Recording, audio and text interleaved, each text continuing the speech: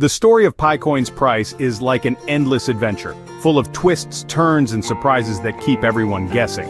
No one can predict exactly where it's headed, and that's what makes it so exciting. Right now, Pi Network is officially listed on CoinMarketCap, meaning traders and curious investors are swarming in, trying to figure out what this project is all about. One of their biggest questions, the circulating supply and the exact number of Pi coins that have been mined for free by users. But here's the real question. What does all of this mean for you? How will Pi's supply impact its future price? And should you be holding on to your Pi or using it? If you've been wondering about Picoin's distribution and what makes it different from other cryptocurrencies, then stick around. Because today, we're diving deep into everything you need to know. By the end of this video, you'll have a whole new perspective on Pi Network's future. Before we get started, here's something for you. How much Pi have you successfully migrated to the mainnet? Drop your answers in the comment section below. And if you want to stay up to date with the latest Pi Network developments, make sure you check out my previous videos. The link is in the description below. Now let's see some energy in the comments. Drop Pi Network to the moon along with your country name in the comment section below so we can see how far the Pi community has spread across the world. Also, don't forget to like, share, and subscribe. Your support means everything and helps us bring you more updates about Pi Network and its growing ecosystem. And just a quick disclaimer, this video is for entertainment purposes only and should not be considered financial or investment advice. Always do your own research before making any financial decisions. Alright, let's get started. Pi Network's total supply is locked at 100 billion coins. Out of that, 20% belongs to the core team, so that's 20 billion Pi. Then 15% is set aside for liquidity, businesses, exchanges, and even governments that may integrate Pi into their financial systems. The remaining 65%, that's what was made available for everyday users to mine for free. Sounds straightforward, right? But here's where things get interesting.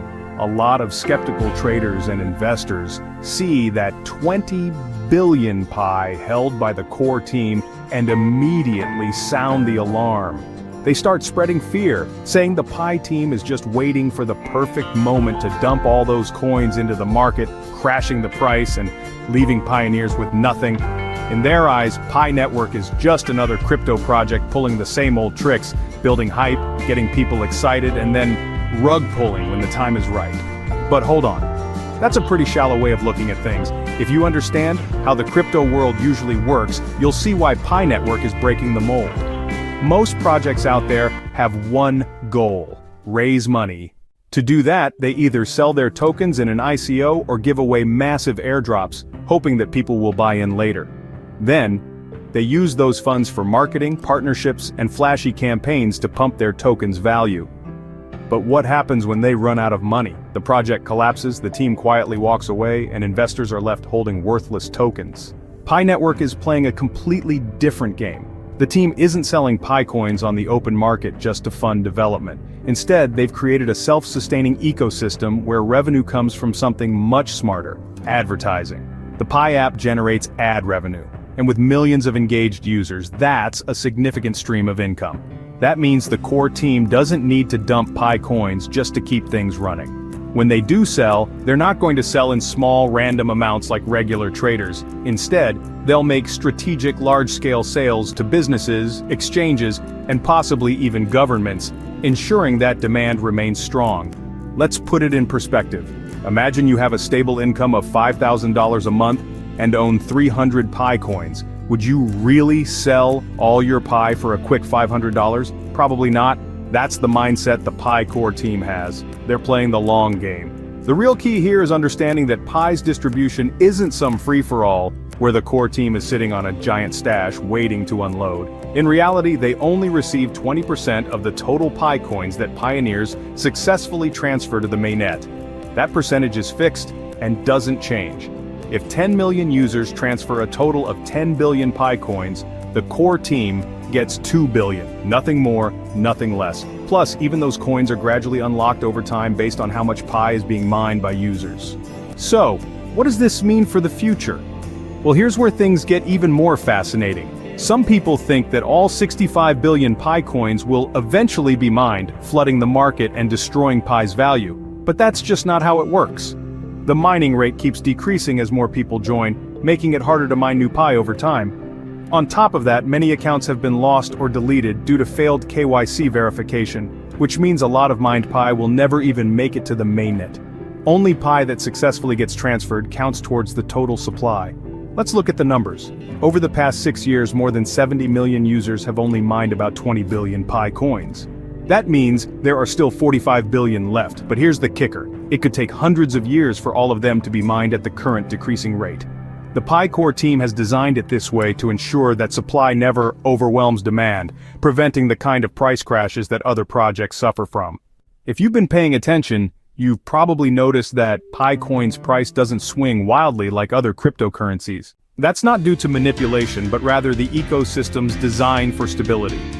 With limited supply and growing business adoption, Pi's value remains steady despite market volatility. Unlike speculative cryptocurrencies, Pi prioritizes real-world use, ensuring long-term sustainability. So what's the best move for pioneers who want to build their Pi holdings? The answer is simple: use it.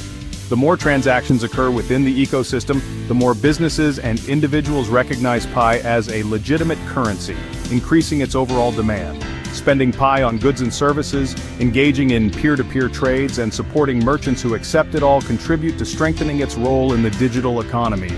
This strategy ensures that Pi's value remains stable and encourages widespread adoption, ultimately benefiting the entire community.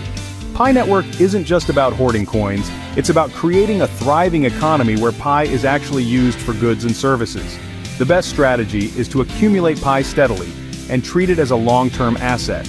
Buying small amounts regularly, monthly or even yearly, could be a smart way to build your portfolio. But if you're thinking of going all in, expecting to strike it rich overnight, let's be real. That's not how this works. Trying to time the market, buying Pi low and selling high for quick profits is a dangerous game. Sure, you might get lucky a few times, but one bad trade can wipe out everything. The real winners in the Pi Network ecosystem will be the ones who understand the project's long-term vision and use Pi in ways that strengthen the network. The bottom line? Pi Network is rewriting the rules of the crypto game. Unlike traditional projects that rely on hype and speculation, Pi is building a solid foundation where real-world utility takes center stage. The supply is carefully managed, the distribution is transparent, and the ecosystem is growing steadily. That wraps up today's discussion. If you found this video helpful, don't forget to like, share, and subscribe. It really helps us continue bringing you more updates on Pi Network. Now here's a question for you. How do you see Pi Network evolving in the next 5 years? Drop your thoughts in the comments section below. And if you have any additional insights or questions, feel free to share them too.